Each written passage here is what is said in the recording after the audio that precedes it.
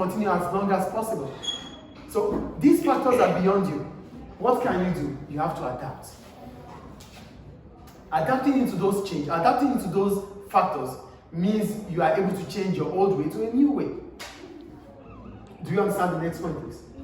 So these factors are not what we can control, but we just have to find a way. We have to find the flexibility to adapt. And that means we are able to change our old way to an adaptable way. Okay. Do you understand? The next one, changes in ownership. The business is there. A new owner has come in, maybe through integration or internal growth. As soon as a new owner comes into a business, the objective of the business will change. Yes or no? Yeah. Your objective cannot be the same as my objective. Everybody has their own objectives. So as soon as I'm buying a new business, the business has to change to my way. Just like the class. Each teacher has their own way of doing their class. So if a new teacher comes in, he or she has his own way or her own way of dealing with the class. So the class has to change and adapt. Do we understand? Yeah. So if there's a new owner of a business, the owner of the business has his objective and it has to be achieved. Any question about that? No. Now we go to managing changes. What is change management? Change management is the process of finding a way to get things done. So I wrote, change management is the process of organizing and introducing new methods of working in the business. So this has to do, we need to change our way. So finding a way to change these things. Just let it be. Hello? Are you here? So for change management, it's simply talking about the process that we have to go through in our way of work.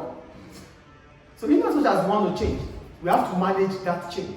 Because if we are unable to manage the change, it might not be successful. So our ability to manage change will bring about success or failure.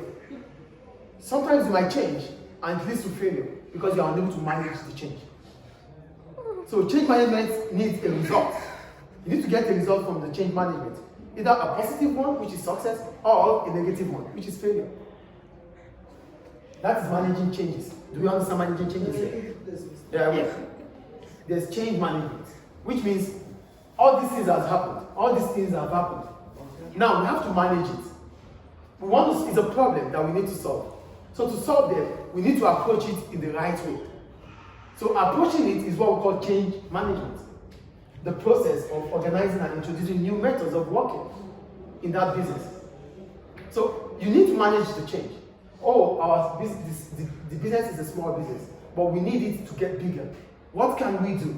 Manage change. You manage it. That's when you think about the SMART analysis. Specific, agreed, measurable, realistic, and time specific. You start thinking about the SMART analysis. Because whatever decision you want to make, those decisions have to be smart. If not, it will be failure. Do you understand? Yes. Now we go to organizational culture. When we're talking about organizational culture, we're talking about the way and practice of organizations. So as soon as there's integration, like two businesses are coming together, we have our way, they have their way. Now we have to come together to become one. There might be cultural clash. You have your way of doing things. And you have to be with someone that has our own way of doing its own thing. You coming together, because we are human, we are individuals, there's dynamism. We're different. Now we have to come together to be in the same page. There might be clash, conflict of interest. This is what we call cultural clash. Do you understand cultural clash? Yes. Yes. So as soon as there's cultural clash, what can you do as a business? First, identify and analyze cultural differences between merger before the merger goes ahead. So now I know that I'm merging with him, or we're coming together. I need to understand his own perspective, and he or she has to understand my own perspective. Then we have to come into an agreement before we continue the relationship. Do you understand the first point here? So you analyze, you identify the difference between us. As soon as we identify the difference between us, we analyze it, then we come into a conclusion before it goes ahead. Because as soon as it goes ahead without you understanding each other, then there will be conflict, there will be a problem. Do you understand the first problem about the first measure to culture clash? Yes. The second one, communicate with employees the purpose of merger and likely effect. The business must also allow the feedback allow feedbacks to understand employees' concern. As soon as you find out that there's going to be culture clash between employees, tell them the importance of coming together. As soon as you tell them the importance of coming together, allow them to give you feedback about what their concern is. So two businesses are coming together, it's difficult. These employees are different from these employees, but now they are coming to work together. Their practices are different.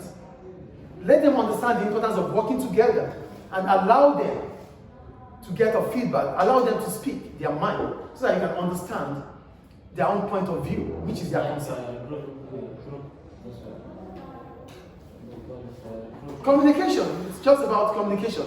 Make it a two-way thing, not just you telling them. Get the feedback from them.